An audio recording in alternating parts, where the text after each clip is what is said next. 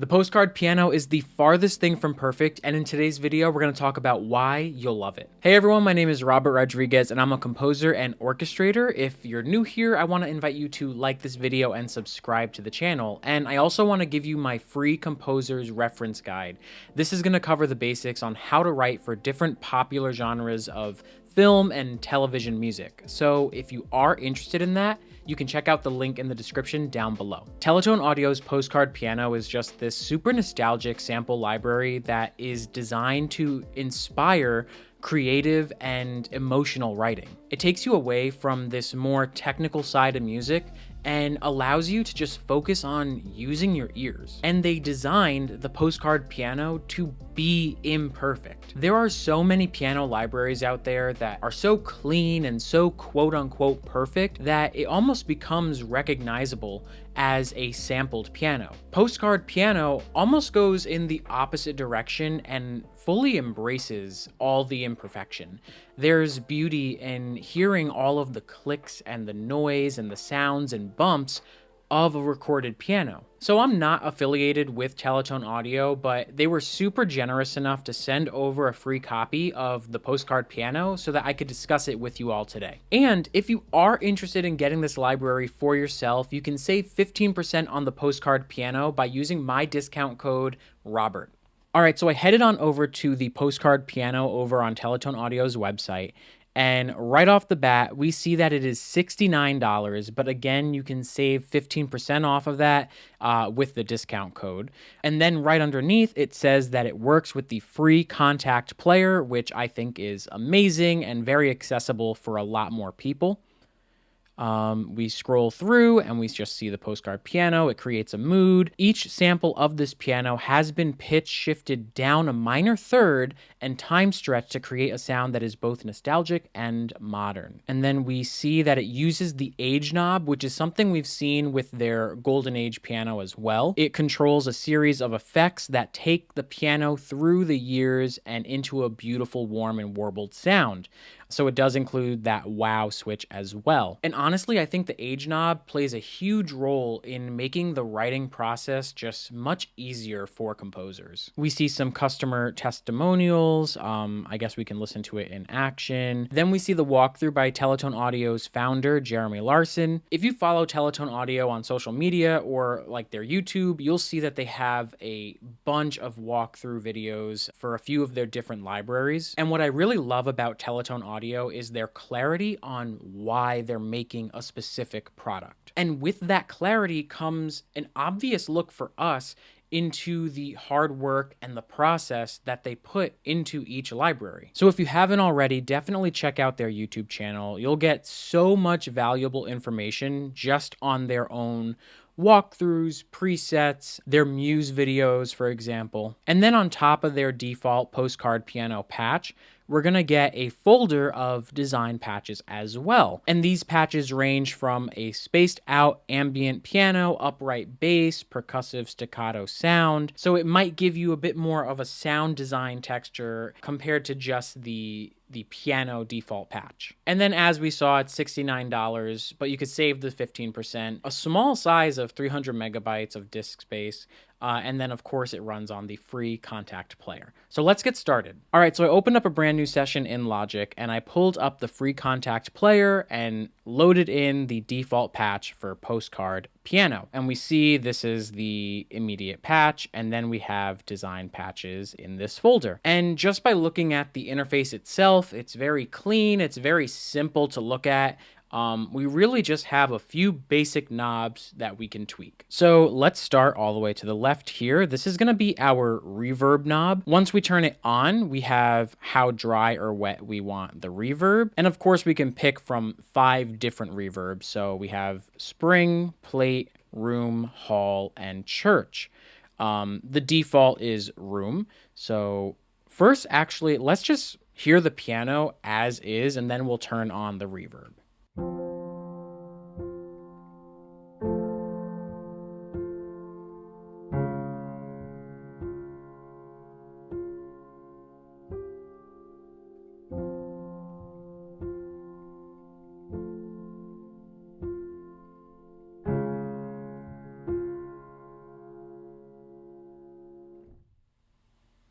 All right, so let's turn it on.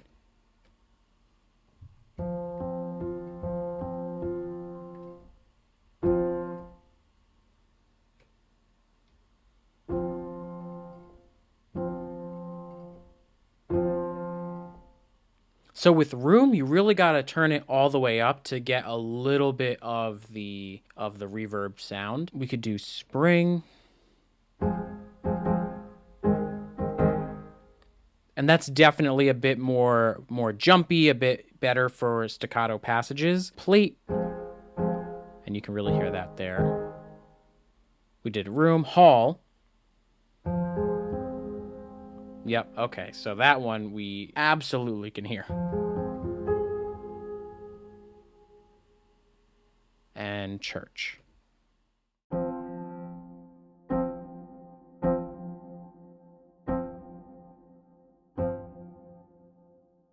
So let's just go back to room. When it comes to reverb within a patch itself, I typically won't use it that much. I like a more drier sound. That way I can control the reverb outside of Kontakt. But this is actually a really nice sound. Maybe let's bring it around here.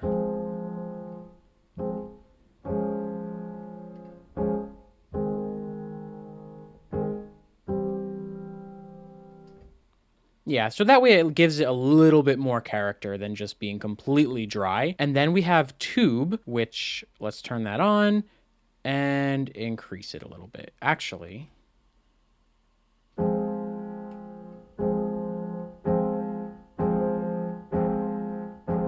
there we go.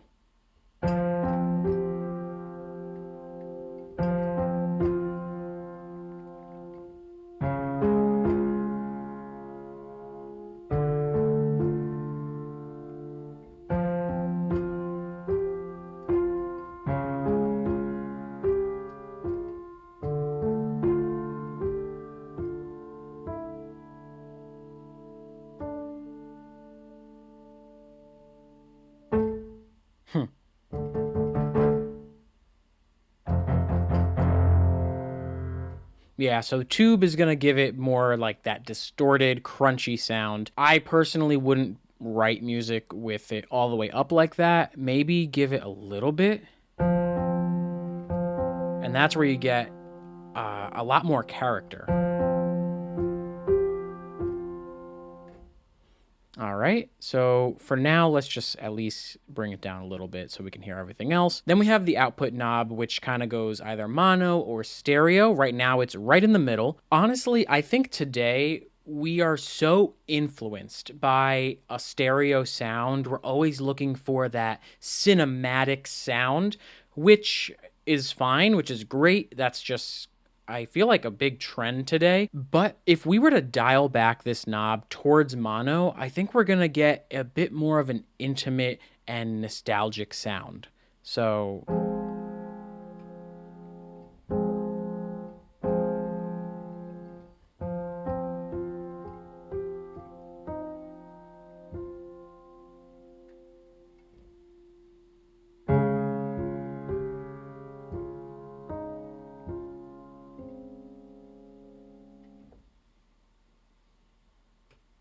and then this is going to be like very mono.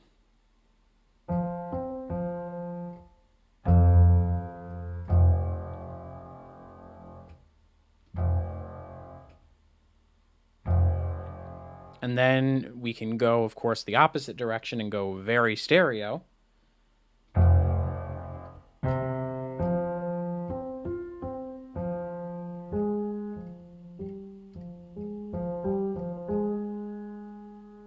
But I do think the middle where we start off is a nice blend, but even just dialing it back, like I said, gave just a closer, intimate sound. Then over to the right, we have like our noise, room, release, and sustain pedal knobs. So noise, for example, is going to increase the room floor noise. I usually don't have too much of this harsh, staticky noise, but even just a little bit. Or we can even see a little bit playing. Come on. Right there. There's like a subtle hint of noise. So let's turn that off. And then we have room, which is just kind of controlling the room mics that are placed behind you.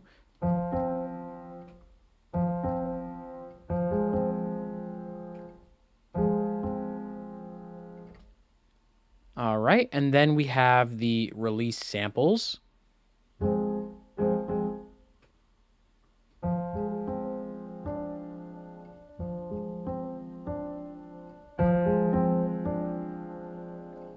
And that's really going to control like the release of the hammers. And then we have the sustain pedal noise. So right now this is around like 60% or so. And you can kind of hear the pedal, at least I do in the headphones.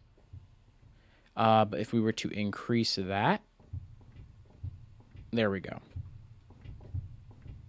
And I think adding that in just creates a sense of realism, like that this is a recorded piano. And then if we were to move on over to the left, we have the sensitivity knob, and this is going to be like controlling the velocity, just like the dynamics of how hard or how soft you press the keys. So all the way down, it's going to give you just a very soft kind of dynamic.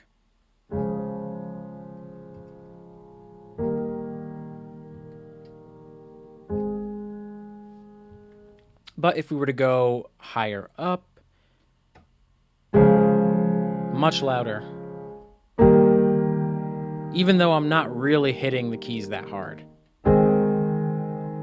So somewhere in the middle, if you want an intimate sound, a little bit less than half, you'll get a nice soft sound. And then we have the age knob, and this is going to be Teletone Audio's secret tool to making the writing process just much easier for composers. We've seen this with the Golden Age Grand, and I'm really happy that it's with the Postcard Piano, but basically it's going to take all of this processing that you might do yourself, and it fits into this one little knob so that you don't have to overthink anything. Just listen, use your ears, and play.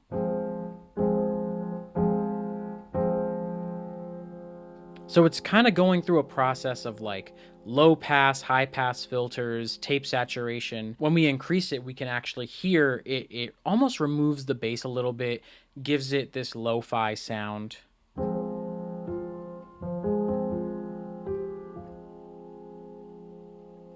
And then we have the wow switch as well. And this is going to give it that kind of warble effect. So it does give a little bit more interest to the sound of the piano.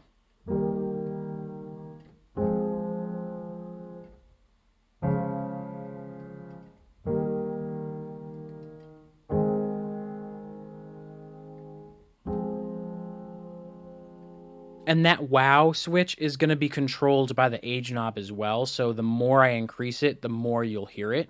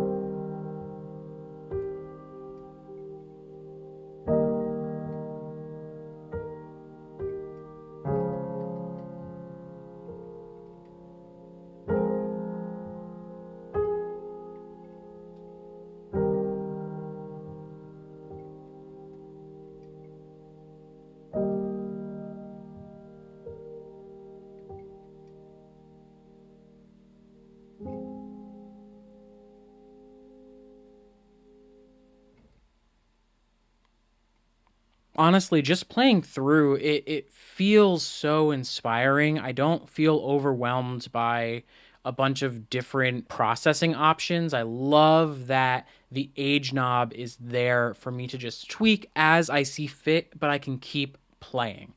And I think that is the point of the Postcard Piano. I think that is the point of a lot of their other sample libraries. This is just a very, very beautiful sound. All right, so let's head on over to the design patches folder. And you see we have not an overwhelming amount, but just like a nice amount of presets. So let's get rid of just the default patch. And let's start off with number 1. This is 1920.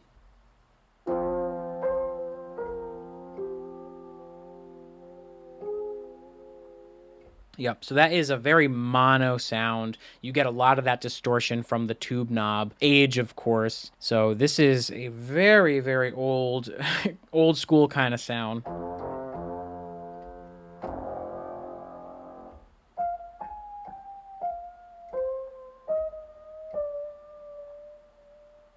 Let's try Doppelganger. Okay, so this is definitely more of an effect. Like I mentioned, this is like sound designed presets.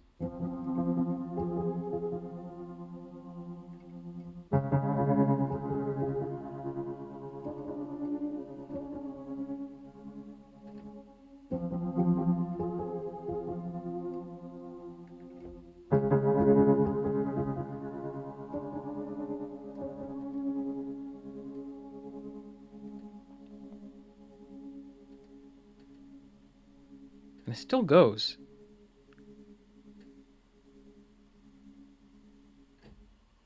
Until you let go. Very, very cool.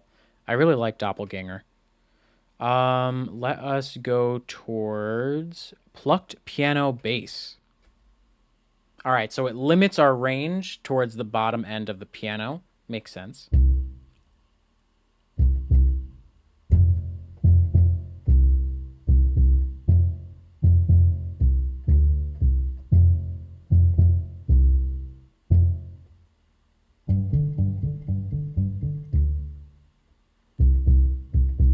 It's a very quick response, I feel like. And it goes all the way up to B. Not that I really think you would use it in its upper range here.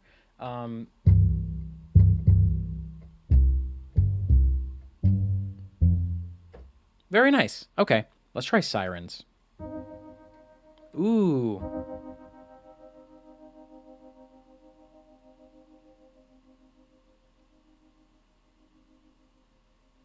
And just like Doppelganger, it does really sustain just like that warble effect. Very cool. I wonder if I were to... How does that change the warble? Oh, wait, no, that was... My bad. Okay, that was tube. I meant... Oh, interesting. The age knob and the warble are not even turned on. This is just, I guess, the way they created the preset. So how would that sound if I increase this?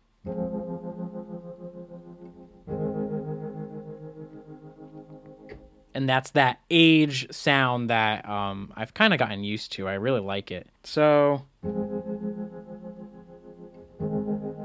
very cool. What if I were to make it a little bit more stereo?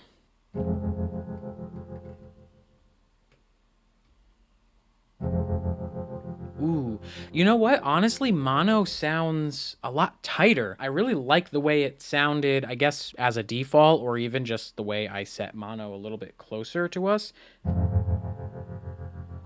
It gives it much more of a tighter sound. Let's try one more. Underwater scene.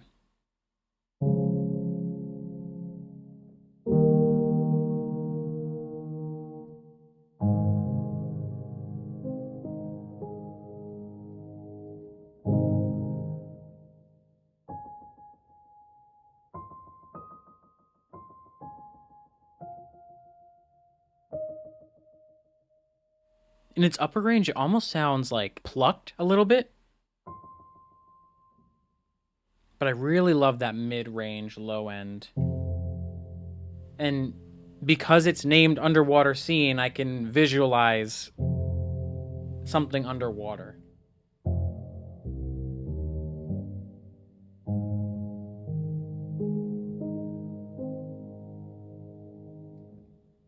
That's a beautiful, beautiful sound. I love that. This is just such a fantastic piano for anyone looking to write nostalgic yet modern music, and I think that's because it's just so imperfect. Honestly, I think perfection is a myth.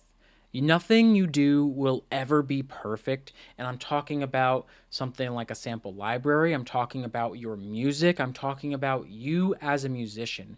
You are not going to get things perfect, and I think that's okay. What you can do is find the beauty in imperfection. Just appreciate all the small things that are seemingly imperfect and proudly show them off. That's what's going to make you and your music stand out. And I think that's what the postcard piano does. It's designed to be different. It's designed to capture all the little sounds and glitches of a recorded, time-stretched, pitch-shifted piano. Because of that quality, because we're stretching out the time of the recording and shifting down the pitch by a minor third, we heard all of those little imperfections that you wouldn't normally hear with another piano library out there. So don't aim for perfect because you're not going to reach it.